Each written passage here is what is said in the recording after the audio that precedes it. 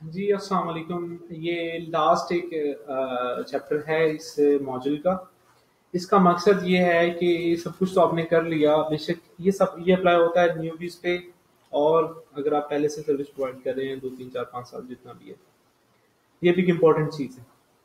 Productivity maximise करने का ये मतलब है कि आपके पास दिन में घंटे होते हैं कुछ लिमिटेड। अगर आपने ये बीबीसी साइड पे लिया है, अगर आप टोटली फ्री नहीं है, स्टूडेंट हैं या जॉब कर रहे हैं, तो आपके कुछ आवर्स पहले से लॉक्ड है।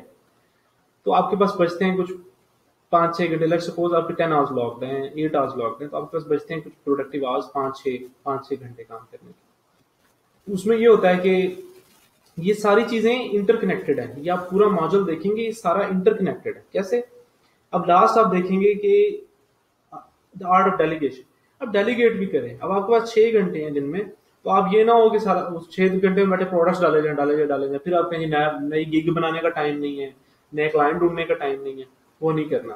ये सारा कुछ इंटरकनेक्टेड है। ये माइंडसेट की डेवलपमेंट है, क्योंकि ऐसी चीज नहीं है जो आप कहेंगे आज मैं सिर्फ ये अप्लाई करूंगा।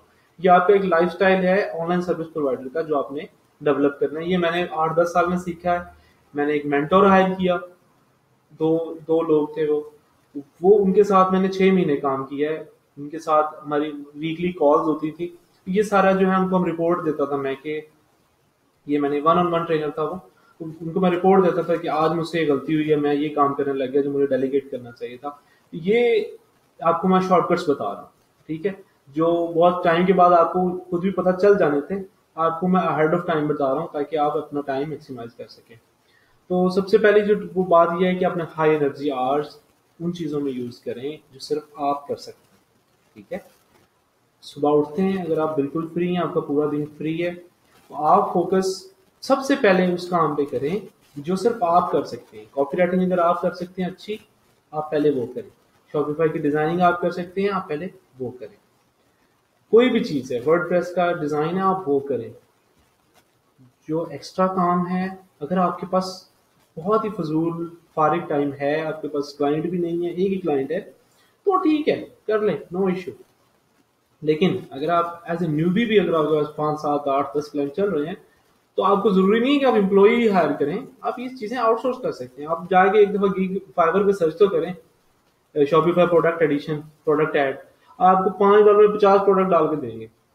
अब मुझे 100% श्योर है, अगर आप शॉपिफाई के डेवलपर हैं, अभी आप शॉपिफाई का काम कर रहे हैं, तो आपने जरूर एक दिन बैठ के 30-40 प्रोडक्ट्स खुद डाले होंगे, copy paste copy paste copy paste, mindlessly, एक रोबोट की तरह। लाइक ये प्रोडक्ट, ये प्रोडक्ट घंटे दो बाद योग का हाई एनर्जी वाले काम वो आपने बोरिंग काम में गुजार दिए। अब जब आया जी अगले क्लाइंट का भी आज काम करना है, डिजाइन, अब आपका डिजाइन आपका नहीं माइंड चल रहा है, रेड के ऊपर रेड कलर का टेक्स्ट डाल के बैठे हैं, हो चुका है। देखें इसको, कंसीडर करें। दिन के शुरू में आप पहले वो काम करें जिस पर आपका दिमाग यूज होना। इससे आपकी मैक्सिमाइज प्रोडक्टिविटी का क्या मतलब है, जो आपकी टाइम स्पेंड एंड आउटपुट। आपके केस में आउटपुट पैसे हैं, ठीक है। तो अब ये ना हो कि आउटपुट ऑर्डर्स कंप्लीटेड नहीं है, ठीक है। अब आपने 10 ऑर्डर्स कंप्लीट किए एक महीने में, तो आपकी इनकम है लेट्स से $2,000, $3,000। तो आप ये कहेंगे कि बस मैं खुश हूं, मैंने रोज के 10-12 घंटे इसको दिए, मैंने इतने पैसे कमा लिए। जब आप इसको डबल कर सकते हैं इन्हीं घंटों में, ठीक है। जब आप ये फजूल चीजें, जो चीजें कोई और कर, फजूल नहीं मैं कहूंगा क्योंकि आप लोग कुछ इसमें करते हैं। फजूल से मुराद ये है कि लाइक इससे बेहतर काम है अगर आपके पास करने को। कोई भी काम फजूल नहीं है, जाहिर है, डेफिनेटली उसके बगैर तो स्टोर नहीं ना चलने लगा। फजूल से मुराद है कि किसी के पास अगर टाइम है, आपके पास भी टाइम है, तो आप करें, फजूल नहीं है। अगर आपका एक ही क्लाइंट है, तो आप क्यों आउटसोर्स करेंगे? $5-10, $15, $20 भी क्यों जाया करेंगे? और आप इम्प्लॉय तो बहुत दूर की बात है ना, आप ये भी ना करें खुद, कोई बात नहीं, प्रैक्टिस ही हो जाएगी, नो इशू। लेकिन जब आपको नजर आ जाए कि इसकी जगह मैं ये काम करूंगा तो मुझे ज्यादा आउटपुट मिलेगी, वो करें। अच्छा जी, ये है जी द पोडोमोरो टेक्निक। पोडोमोरो टेक्निक ये है कि जब आप काम करने बैठ गए, अब अगर आप कॉपी राइटिंग भी करते हैं, जैसे अभी हम सीखेंगे कॉपी राइटिंग, सारी ईमेल की कॉपी राइटिंग स्पेसिफिकली, ओवरऑल भी अप्लाई होती है, लेकिन वो स्पेसिफिकली उसमें कुछ मार्केट रिसर्च होती है, कुछ तरीके होते हैं। अब आप क्या करते हैं जी, बैठ गए एक दफा, शुरू धड़ाधड़ 3 घंटे 4 घंटे लगा दिए, बड़े कमर में भी दर्द है, पता नहीं है पोजीशन क्या होगी चेयर पे, टांगे ऊपर को गई हुई है, गर्दन इधर को हुई हुई है, उठते हुए दर्द हो रही है। ऐसे ना करें, बीच में लंच भी भूल गए हैं कोई तो लोग, मैं भी शुरू में करता रहा हूँ, रात सारी जाके काम कर रहे हैं, करें रात सारी जाके काम। लेकिन ये प्रोडोमिनेंट टेक्निक है जो इंटरनेशनली रिकग्नाइज टेक्निक है। इसमें क्या होता है कि आप 25 मिनट का टाइमर लगाते हैं, आप अपने स्टॉप वॉच ऑन कर लें, इसकी एप्स भी हैं, ये मैं आगे आपको एग्जांपल भी दे दूंगा। एप्स हैं उसमें आप अपना एक टास्क के लिए 25 मिनट उसमें जो है वो होते हैं, ये साइंटिफिकली उन्होंने एक डेवलप किया हुआ है कि 25 मिनट तक फोकस जो है वो अच्छा रहता है, उसके बाद आप ब्रेक लें और फिर दोबारा 25 मिनट में वो आप टाइमर शुरू करें। इसके दो फायदे, पहला तो ये आपको पता है कि मैं पता चल जाएगा कि मैंने 25 मिनट में कितना काम किया, ठीक है। तो फिर आप क्या करेंगे, आप रैबिट होल से बचेंगे, ठीक है।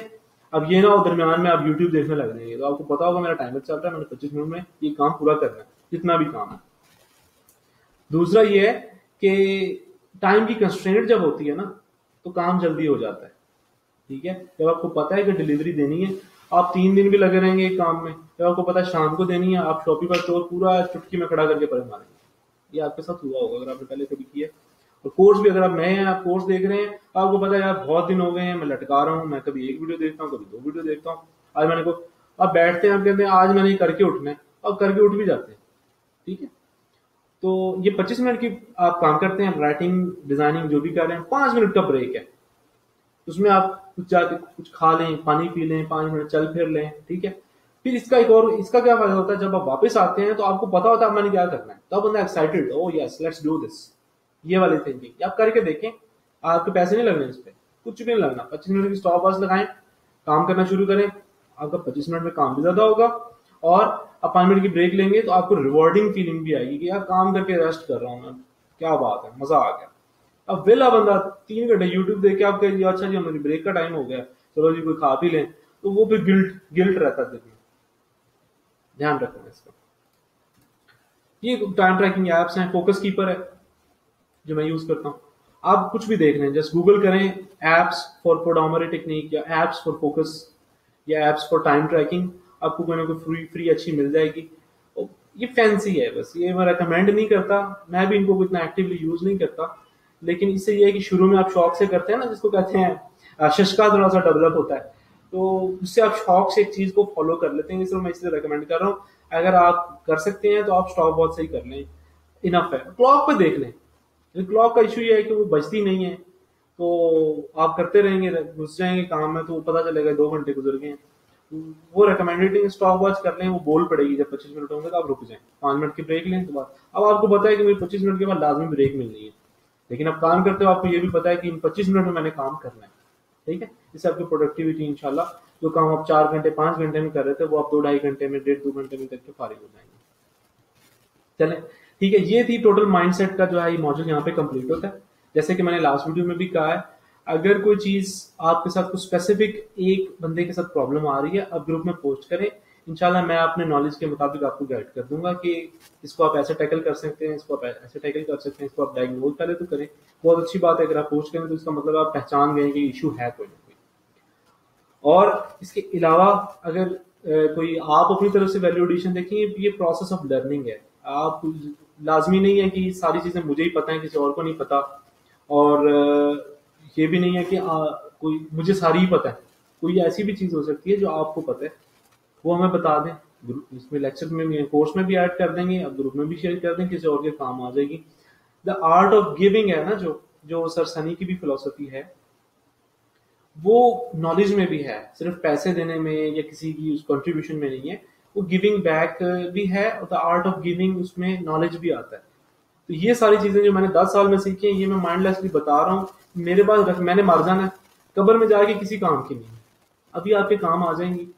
तो मैं तो अल्लाह का शुक्र अदा करता हूँ कि मुझे अभी तो पता है एटलीस्ट। वो मेरे बड़े बड़े जो कुछ क्लाइंट्स आते हैं, वो भी खुद घुसे होते हैं, वो $10 $20 बचाने के लिए खुद 2 घंटे लगे होते हैं, खापरे होते हैं।